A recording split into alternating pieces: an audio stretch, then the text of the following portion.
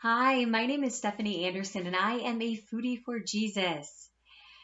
Let's talk about diets. Oh, diets. I have a long and painful history with diets. I'd even call it a very sad history with diets as well.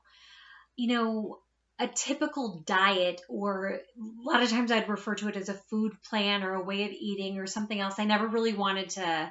The word diet always seemed really ugly to me. So I always thought, okay, well, this is going to be a new way of eating, a new way of living, whatever label I wanted to give it. For the purposes of this discussion, I'll just call it a diet because typically it was related to either like an organized plan, like a Jenny Craig or a Weight Watchers, or it was a book, whatever the book of that time was, like whatever the newest, greatest, trendiest fad diet plan was, that was what I had. And I had bookshelves and bookshelves to show for it. So I had two really large bookshelves that were probably like 8 feet tall. And each shelf had like double layers. So you could pull back a book and you'd see the books behind it. And I had a smaller bookshelf as well. And they were all filled with these books, To these connect diet the books, job risk. these diet books, these nutrition books, these things that I thought would hold the answer that I needed. And what I usually did is I'd spend time reading these books and not changing my eating until I'd choose a date. I'd find a date that just seemed like it'd be the perfect date. Usually it was a Monday. I liked it if it was like the first of the month, or if it was a date that was like easy to remember. Like I remember basically from the year 2000 to 2012, I thought it was kind of, well, the year 2000 is cool, right? Like 1/1/2000, right? Well, I think of all these dates, or then, you know, 1/1/1, like January 1st, 2001. And then you could do that each year, 2/2/2/3/3/3, and then all the way up until 12/12/12. Well, then 2013 had to come up with some different ideas. And it wasn't just that one day of the year, but I'd find other days too. It could be the day of when a new season was beginning, a new month was beginning. It could be, leap year. Every 4 years there was this extra day, February 29th. Oh, that would be a great day. And I think I thought, wow, I wanted to pick this date because I thought that's the date that everything's really going to change. This switch is going to be flipped, and it's going to change, and I need to have a cool date to remember. So I think I had that silly thought going through my head. It also, let's be real, was very much a procrastination technique because it kind of bought me more time until I got to that date. Oh, you better believe I was binging like crazy. Everything, thinking, okay, that is the last time I'm going to have, pizza, or, candy was always my thing too. You know, Gummy bears, Sour Patch Kids, Twizzlers, Red Vines, like anything, ice cream, anything. I always just like would take in as much as I possibly could because it was kind of like this farewell. And then I thought, oh, things are really going to change. But the really sad thing is, they never did. Sometimes I wouldn't even get through a full day. I would think of some reason or excuse, or I look back at it now and it's like I just wasn't strong enough. I wasn't focusing. Because I can't do it on my own.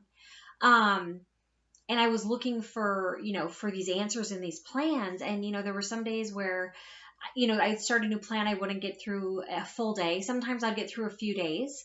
There was one time I did this master cleanse and I managed to get through 10 days. And all I consumed was like this cayenne pepper lemonade. I'm sure some of you know what I'm talking about, the master cleanse.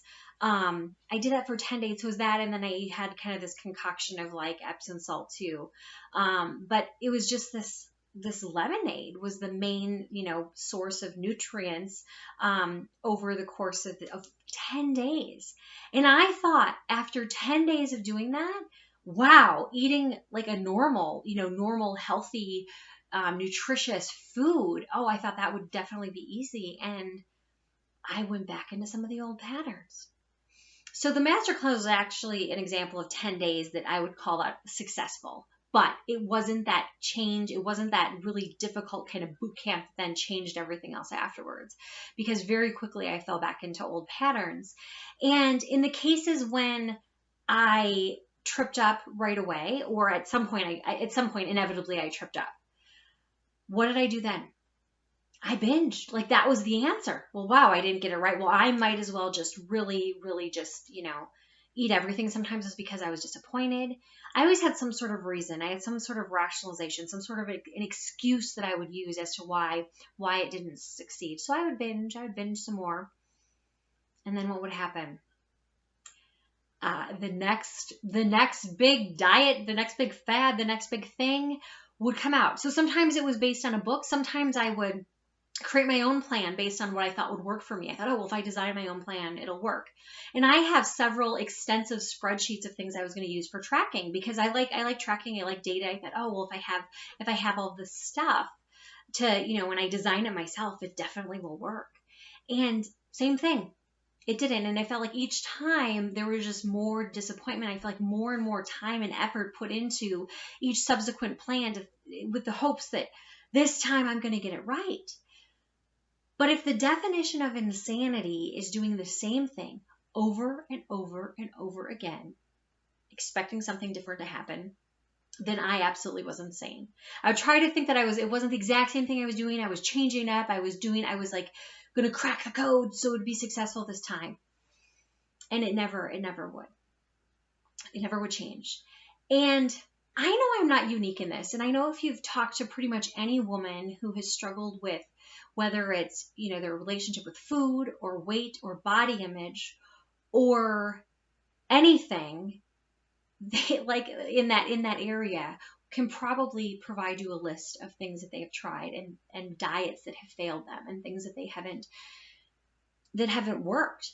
And that's just related to like time and energy and emotion. I mean, I can't even imagine. Maybe sometime I'll sit down and do an estimate of how much money I think I've spent. It probably would scare me a lot, on just these different things, these different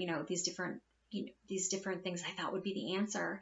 And I mean, this is why too, we live in a day and age when there are so many drugs, there are so many medications.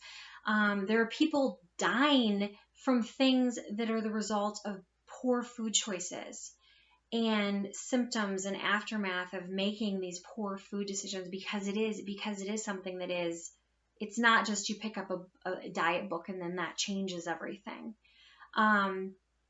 But what I'll tell you is, you'll hear story after story of people trying different things and diet plans and all of that, and it failing them. Or maybe they'll have success for a period of time, and then maybe they'll have success for even up to a year or 2 years, and then go back to bad habits. But rarely will you hear of these like long-term success. But the one thing that I've never, ever heard someone say is that they really turned this issue over to the Lord, and they really got as serious about turning it over to the Lord as they were about investigating the next diet plan, coming up with the next diet plan, researching everything, all the time and commitment that they put into that. If they put that equal amount into turning it over to the Lord, never, ever have I heard someone say that has failed them, that they have not felt some sort of change happening. I can say this from personal experience. And I also can say this just from anything, whether it's food or maybe it's something else that you struggle with. And I'm not just talking about, when I say turn it over, I'm not just saying like one little prayer, but I'm talking about like get real, get raw, like look at it, look at what role you've played, look at things that maybe you've fallen into, look at it from the perspective of, if you were someone someone who could follow you around for a week and see your typical interactions with food, what would that person see? Separate from maybe what emotions or things that you're using to justify it, but really look at it and really turning it over to the Lord and recognizing the sin that it is, and asking for the Lord to change your heart. Because any true change, there's all these, I've talked about it before, there's all these things that are focused on behavior, and there's a place for those. And I'm not just throwing every single one of those under the bus, by no means, because there's a place for those. But if you're like me and it's bigger, it's deeper, it's much deeper rooted, and it's a heart change that's needed. And the only true heart change comes through the Holy Spirit. So take that time. If you're sitting there right now, we're at the time I'm recording this, it's in early November. We're just approaching the time in the US of Thanksgiving, and then we've got Christmas coming up.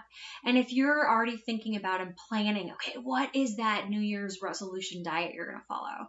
And in the meantime, just go crazy on the Thanksgiving and all the holiday goodies and all that. If you're in that spot, take that energy that you are using on trying to figure out your next diet plan, or whether it's a procrastination technique or whatever it is that you are doing right now to try to figure out your plan for January 1. Take that time and pray. Turn it over. Be real. Be raw with the Lord, because that's going to be a much, much better investment of your time and your energy, and